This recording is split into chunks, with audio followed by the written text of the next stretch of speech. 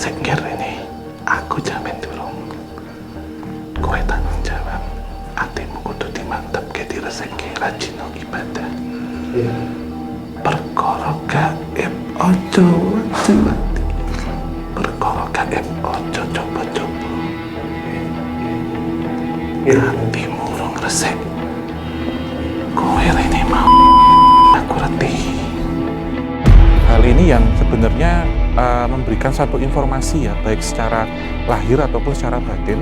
Waktu itu ketika kita di awal tahun kita mengunjungi satu bangunan yang ada di lereng Gunung Merapi, dan memang kami selama 1 tahun di tahun 2021 ada beberapa kru kami yang merasa ataupun dirasa negatif ataupun membawa satu energi yang dinilai kotor ya. Dari mana kamu datang? Bukan itu jawabannya. Kamu datang dari tempat yang kotor, datang ke tempat yang bersih. Harusnya apa? Ucapkanlah ulul salam.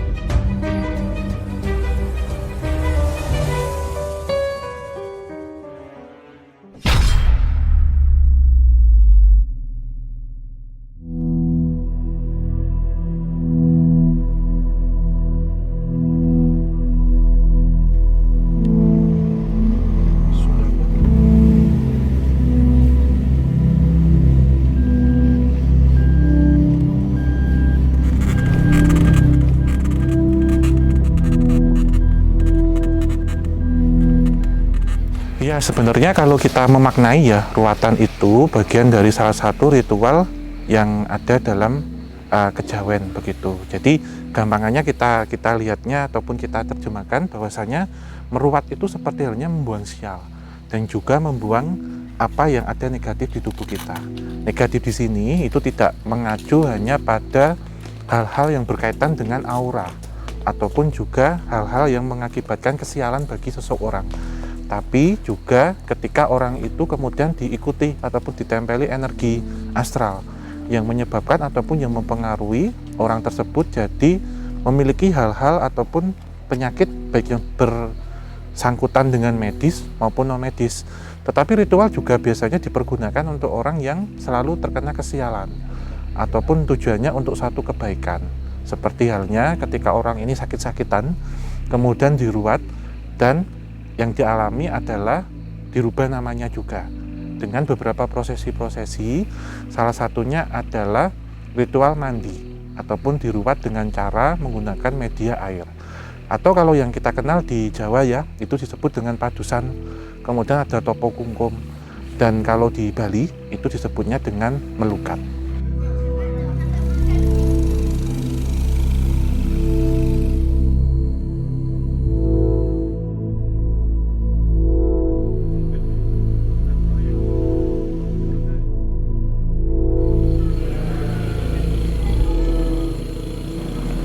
Kaitan dengan cerita Tuk Budoyo, dari cerita dulu dari nenek atau masyarakat sesepuh sini khususnya di Dusun Tempuran, bahwa memang yang namanya Tuk Budaya itu dulunya memang ada seorang hamba Raja Brawijaya ini saking negara Majapahit pada waktu dulu diceritakan bahwa kepergiannya dari kerajaan ke Gunung Sumbing, yaitu kan Tuk Budaya kan di Gunung Sumbing.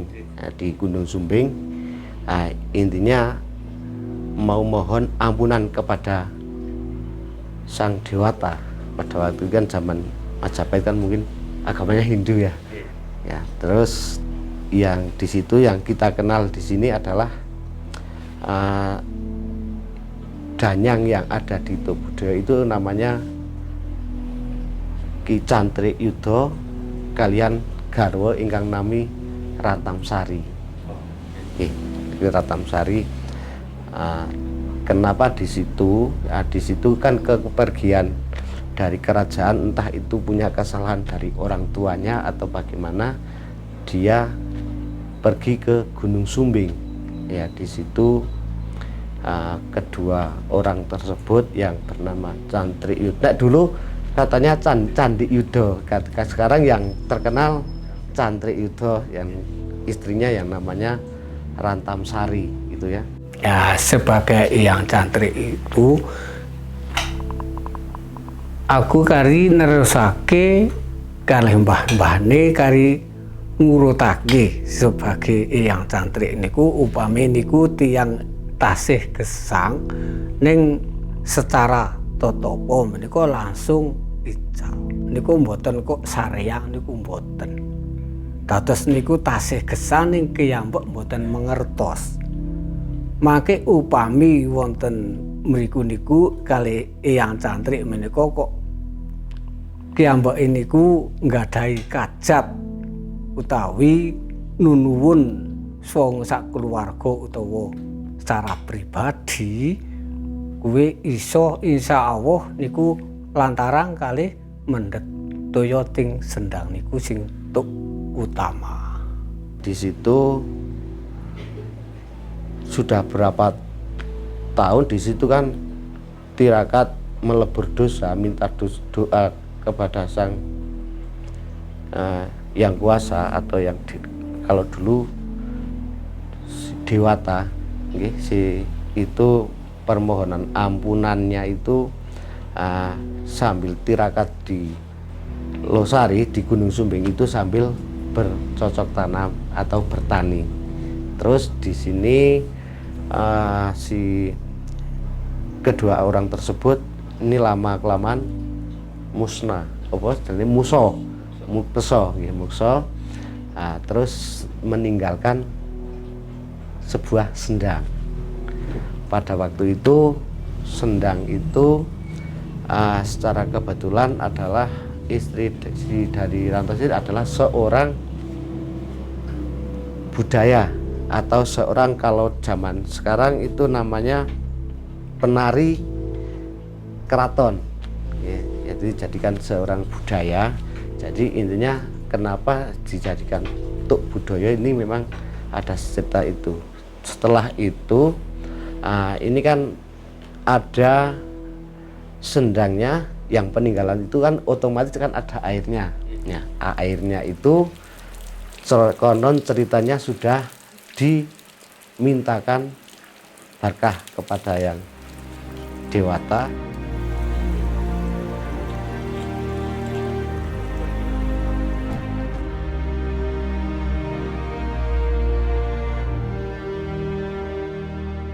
Dan alhamdulillah pada kesempatan kali ini kita tidak hanya melakukan prosesi padusan ataupun prosesi ruwatan saja, tapi kita juga diberikan satu kesempatan untuk bisa mengungkap nilai-nilai sejarah dan juga nilai-nilai budaya, seperti halnya namanya yaitu Tuk Budaya.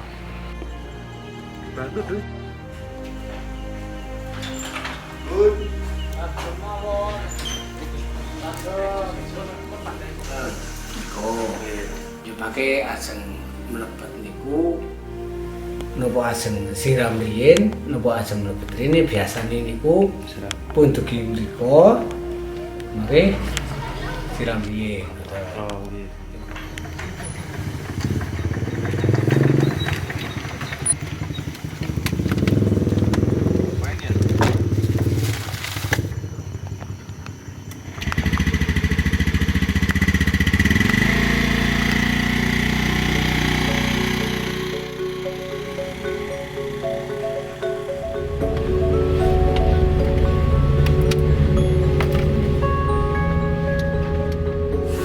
Oh, iya.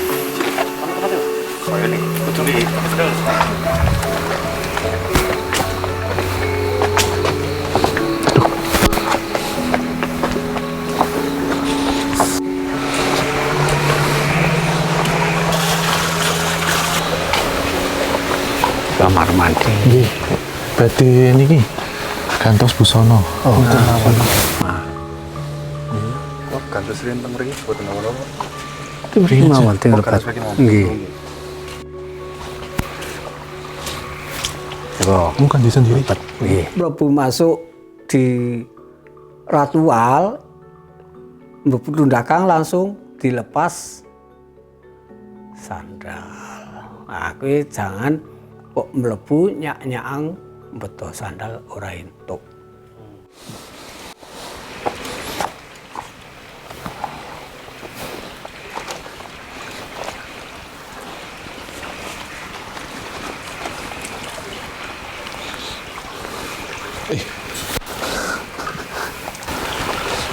Dulu ya Pak. Oh iya iya. Sewu deh. Kita untuk salami sik sampai gini sik. Ini dulu. Bismillahirrahmanirrahim. Assalamualaikum. Asamane, asamane.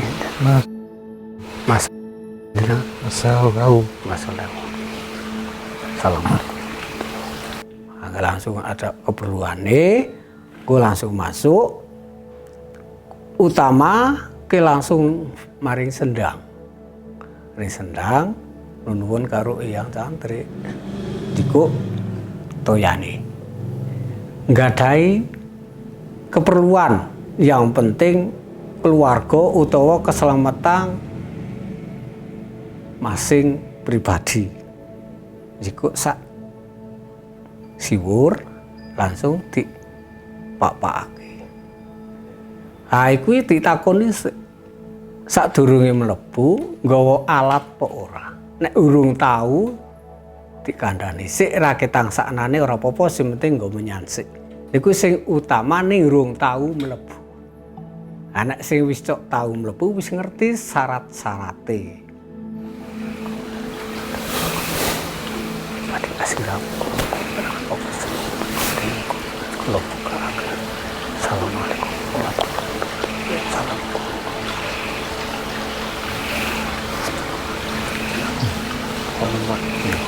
Awas dulu, Mas Ali. makanya upami itu gangguan sing kepriye ngono paribansane, wah aku ndek kesalahan, pomo cara njaluk ngapura. Nah, kowe iki iso, kowe caluk aku komplit warnane niku. Nah, bansane aku wis tak omongake critane. Kuwi yo karo njaluk ngapura, insyaallah yo karo njupuk banyune iso dik ngapura. Ne yo kuwi ngapura ki pisan pindho. Ngono. Jengko nek arak keperluan penting arak kungkum ki mlebu niku kudune arake mlebu kungkum kuwi duwe niat sing kepriye. Ki cara-carane nang sendang. Iki banyune anget. Nggih. Ora calon kanyeseng. Nggih. Awas ya, hati-hati wolunya. Nggih.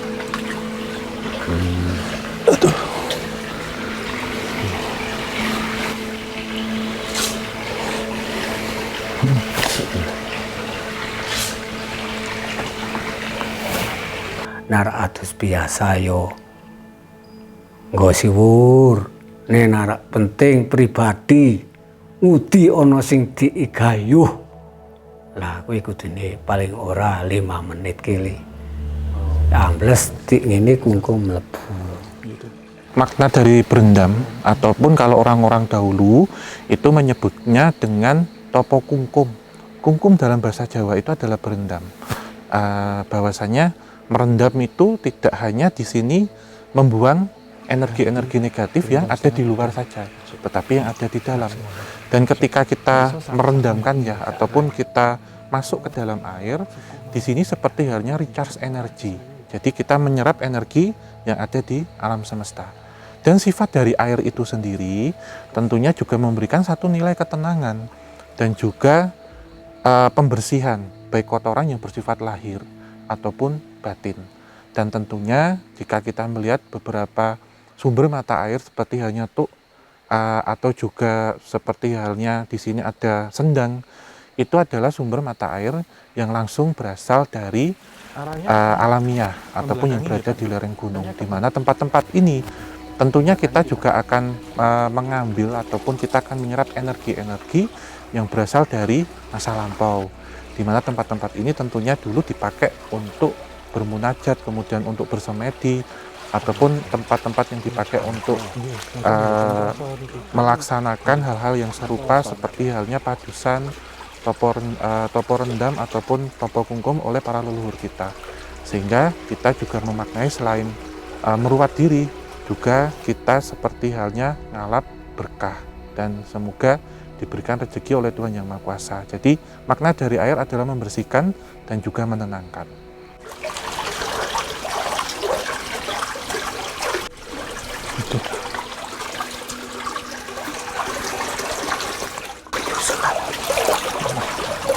Itu ganti sini aja. Disusul.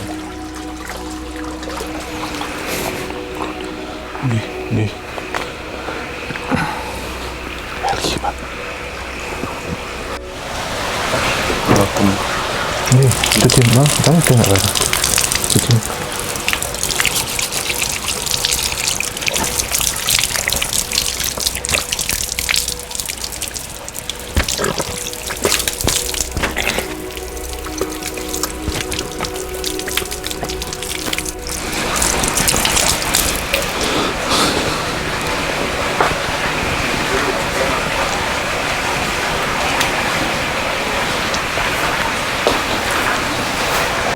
Nah, nang tuk budaya kuwi syarate nek sing wis mapan kuwi terutama dupa menyan sing bersakin ki.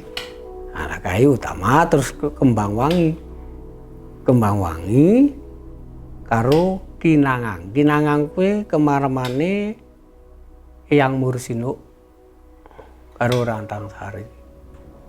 Nah, yo sing senane dupa dawa cendana kuwi kelangenane Eyang Cantri. Yo sing Eyang Godhek kuwi nek masalah sing nggone sesaji kuwi nek rak komplit kuwi wong wernane cara duwe penuwun ki utama cara duwe penuwun wah nyung iso kaping 7 sok tak ngerasul. Lah kene sing utama niku paling menyan sekar wangi, dupa, sesuai tendana, langsung kinangang, yo, nis lebar kinangang, langsung rokok gudang garam merah, karo jeruk, kretek, kali gudang garam klaras klobot niku, yuk kali pokol. Nah, niku sing utama.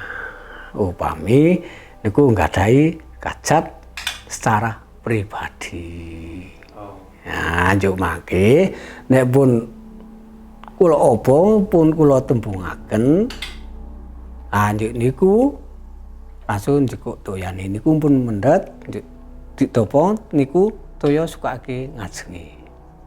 Insyaallah gawe tetombo ge tulung wong sing mriyang musa angin apa insyaallah akeh judune. Ora sematuku obat sing kebri-kebri paribasane ke kanggo kabeh ke kersane ngalah.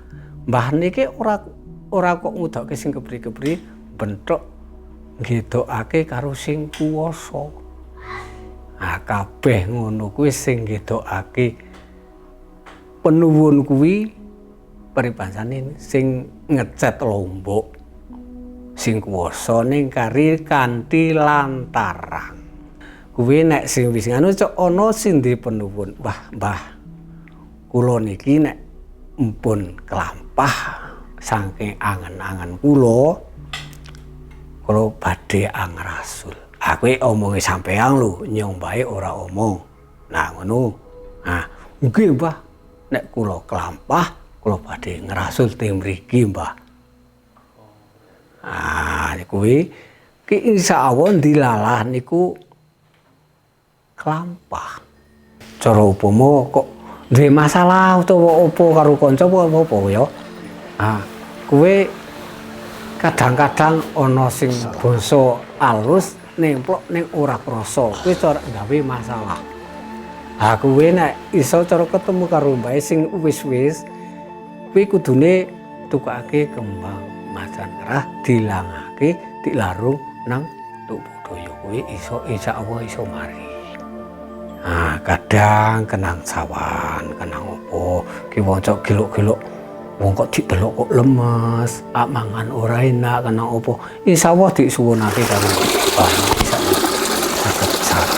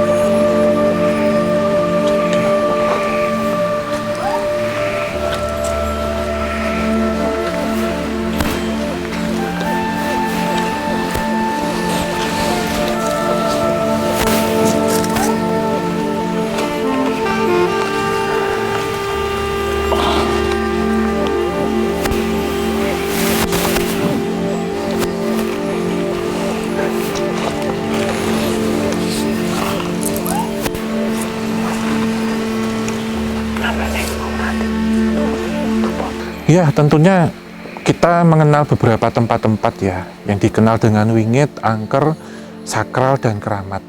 Sebenarnya tempat-tempat semua itu boleh kita bilang ya, kalau kita datang ke tempat yang dinilai sakral ataupun yang dikeramatkan, tentunya kita menjaga semuanya, baik lisan ataupun perbuatan. Dan sebelum kita datang itu pun, ada baiknya kita juga harus tetap ataupun kita tidak boleh terkontaminasi dengan hal-hal yang berkaitan duniawi, seperti halnya kita kenal molimo atau 5 hal yang dilarang. Kemudian kita harus teguh ataupun lurus dengan tujuan kita. Lantas ketika kita sampai di lokasi ini yang semuanya sama ya, kita lakukan bahwasanya kita juga uluk salam ataupun mengucapkan salam ketika masuk di situ. Dan beberapa pantangan-pantangan yang tidak boleh, seperti halnya kita semisal kita datang ke situ tidak boleh berkata ini, tidak boleh memakai pakaian tertentu, warna tertentu. Dan untuk ini ya, kaum perempuan ya, ketika sedang datang bulan memang ini sangat-sangat menjadi satu hal yang ditidakbolehkan ataupun menjadi pantangan. Itu tidak boleh dilanggar, karena ketika kita belum siap biasanya kita akan mendapat teguran. Itu baik teguran secara langsung ataupun tidak langsung. Jika langsung biasanya dari pengolah ataupun beliau yang dipercaya ada di situ, seperti halnya juru kunci. Namun jika tegurannya tidak langsung, itu berasal dari sosok astral yang dipercaya menjaga. Yang paling ringan biasanya hanya seperti halnya dilempar sesuatu ataupun ditepuk. Tapi jika kita melanggarnya sudah ini ya, sudah berat ya. Terkadang ada yang kerasukan, bahkan serangan-serangan yang tidak terlihat.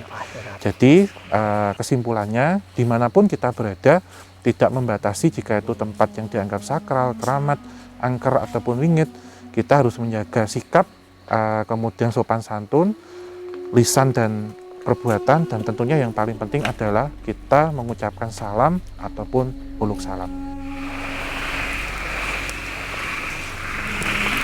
Ini pengen telur.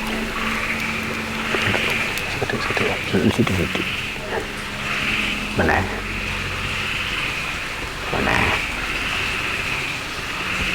Si sana sepos sana. Ya, nah kalau saya pribadi sih, yang namanya tempat sakral itu tidak lepas dengan adanya makhluk astral, entah itu dari titisan apa atau dari turunan apa, itu kan pasti ada. Bahkan di situ kan ada yang namanya istilahnya kan penduduk situ kan ada makhluk astral itu, dan di situ juga ada pemimpinnya. Bahkan ada penjaganya, entah itu di pintu gerbangnya, entah di itu kan otomatis kita sebagai warga awam, sebagai manusia biasa kan bisa diyakini bahwa makhluk ciptaan Tuhan itu, makhluk gaib itu ada. Nah ini kan menurut saya kan kita juga saling toleransi, saling menghormati ya. Cuman bedanya kalau kalau kita bisa mungkin hanya seorang nopo sebenarnya yang awam biasa-biasa kan tidak bisa melihat secara langsung. Cuman kalau yang dari salah satunya ada orang yang mungkin punya kelebihan, entah itu indera keenam atau itu kan pasti bisa. Nah, ini kan paling tidak kita menghormatilah uluk salam atau bagaimana ya, seperti itulah. Jadi misalnya kita ke tempat yang sakral atau di tempat manapun itu pasti ada yang namanya makhluk gaib, entah itu penunggu atau di jalan atau di masjid atau di mana, itu tempat pasti ada. Cuman kita hanya secara batin hanya apa ya, bagaimana menyikapi toleransinya, menghormatinya seperti itu. Jadi tidak semena-mena bahwa di situ kita tidak tahu ada apa di situ. Kita memang secara manusiawi, kalau manusia biasa kan nggak tahu gitu kan ya, tapi kan kadang ada yang kurang berkenan di hati untuk si makhluk halusnya sendiri sehingga banyak yang menggoda atau seperti itu. Ya, tentunya kita mengenal beberapa tempat-tempat ya yang dikenal dengan wingit, angker, sakral, dan keramat. Sebenarnya tempat-tempat semua itu boleh kita bilang ya, kalau kita datang ke tempat yang dinilai sakral ataupun yang dikeramatkan, tentunya kita menjaga semuanya, baik lisan ataupun perbuatan. Dan sebelum kita datang itu pun ada baiknya kita juga harus tetap ataupun kita tidak boleh terkontaminasi dengan hal-hal yang berkaitan duniawi. Seperti halnya kita kenal molimo atau 5 hal yang dilarang. Kemudian kita harus teguh ataupun lurus dengan tujuan kita. Lantas ketika kita sampai di lokasi ini yang semuanya sama ya, kita lakukan bahwasanya kita juga uluk salam ataupun mengucapkan salam ketika masuk di situ.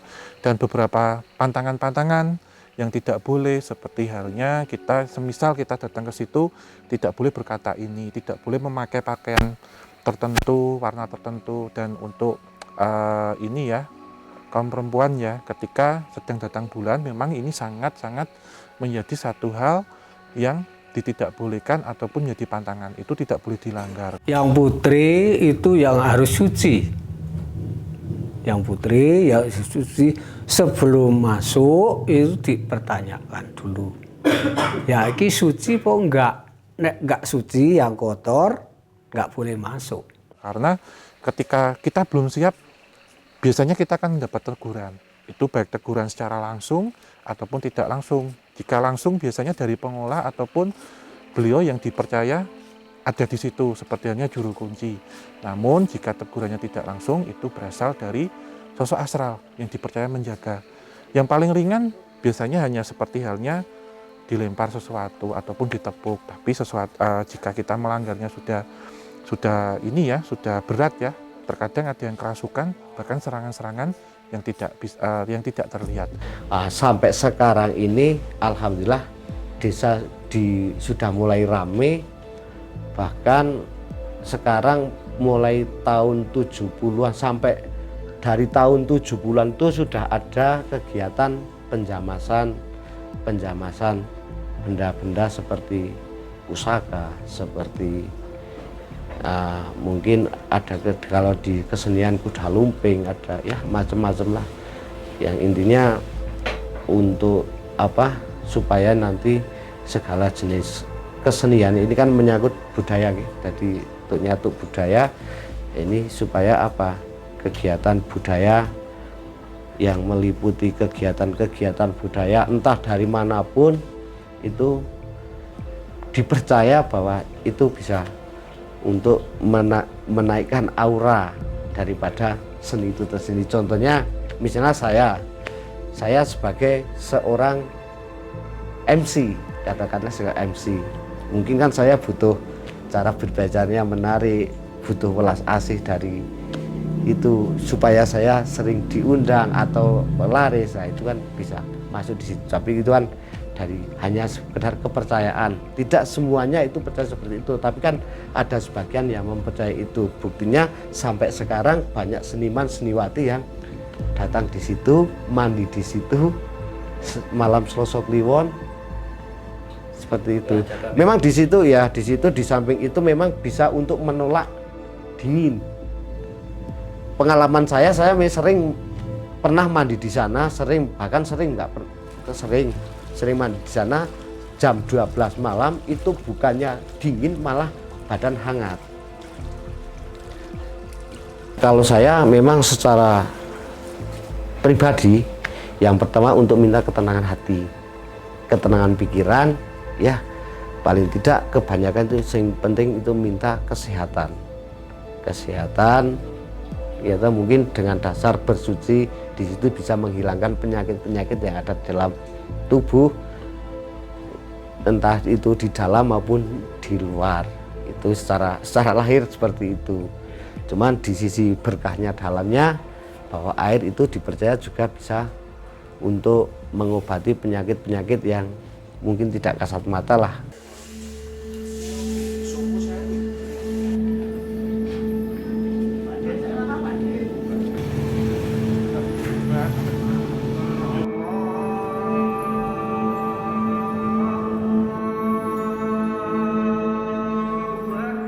Duwe angen-angen masalah keluarga utawa pribadi, keselamatan utawa kewarasan niku sepindah nuwun kalih Mbah ingkang berso tuk budaya menika mboten sanes, sepindah menika Eyang Cantrik Yuda.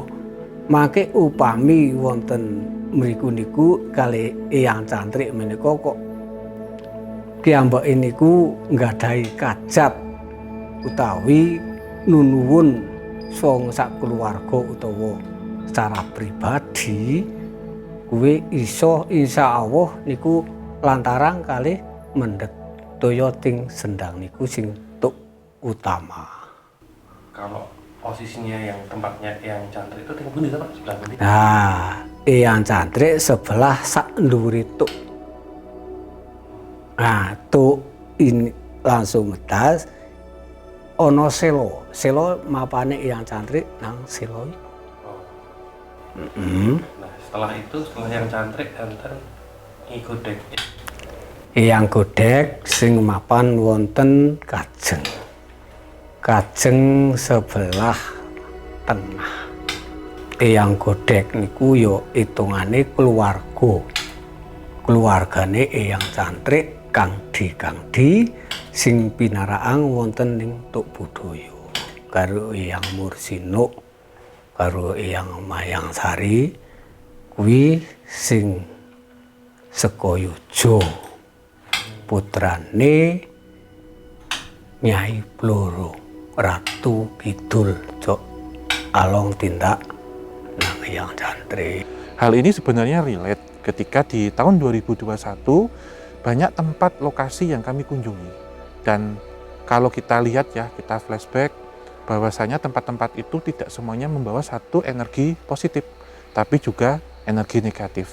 Dan ketika pada diri kita ya membawa beberapa residual itu, perlu halnya untuk membersihkan, ataupun jika kendaraan itu boleh dibandingkan seperti di servis, jadi seperti di clean up gitu.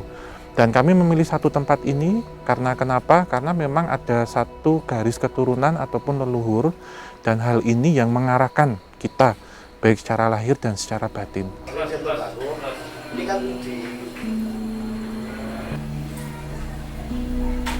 Kalau orang sini memang sudah dari dulu, dari nenek atau sesepuh yang dulu sampai generasi muda yang sekarang memang masih mempercayai dengan kesakralannya, karena banyak terbukti yang di luar nalar. Ya, seperti misalnya kalau kan di sini mulai kemarin tahun 2019 itu kan sudah dibangun semacam destinasi yang seperti itu kan. Dulunya kan alami itu loh. Sekarang kan sudah ada tempat-tempat wisata, sudah ada lampu, sudah dibangun seperti itu kan, otomatis wisatawan atau pengunjung yang penasaran kan tertarik ke situ, mau melihat keindahan atau setelah dibangun. Nah, ternyata di situ ada sisi tingkah laku yang kurang pas. Dulu pernah ada di sini, tapi bukan orang sini, bukan orang luar dari ya sekitar Temanggung saja, ini ada seorang pemuda di situ berekreasi sambil membawa minuman seperti itu. Itu kontak, langsung masuk dirasukin itu. Iya itu ada itu pasti. Ya jadi di situ kan ada larangan-larangan tertentu. Misalnya kan di sini kan sesuai dengan temanya atau namanya itu Tuk Budaya. Tuk Budaya kan dalam arti niki kan untuk budaya Jawa nggih. Jadi misalnya kan di sana itu kalau mau mendengarkan musik ya musiknya yang musik Jawa. Jarang di sana yang membunyikan musik dangdut, musik band, jazz, itu jarang. Berarti rata-rata paling tidak minimal campur sari lah seperti yang nuansa Jawa seperti itu. Jadi kesimpulannya dimanapun kita berada tidak membatasi jika itu tempat yang dianggap sakral, keramat, angker ataupun ringit. Kita harus menjaga sikap, kemudian sopan santun, lisan dan perbuatan, dan tentunya yang paling penting adalah kita mengucapkan salam ataupun peluk salam. Jadi ini bagian dari budaya kita sebagai orang Nusantara, terutama orang Jawa. Kita menjaga tentang sopan santun, etika, dan tetap mengucapkan salam dimanapun berada.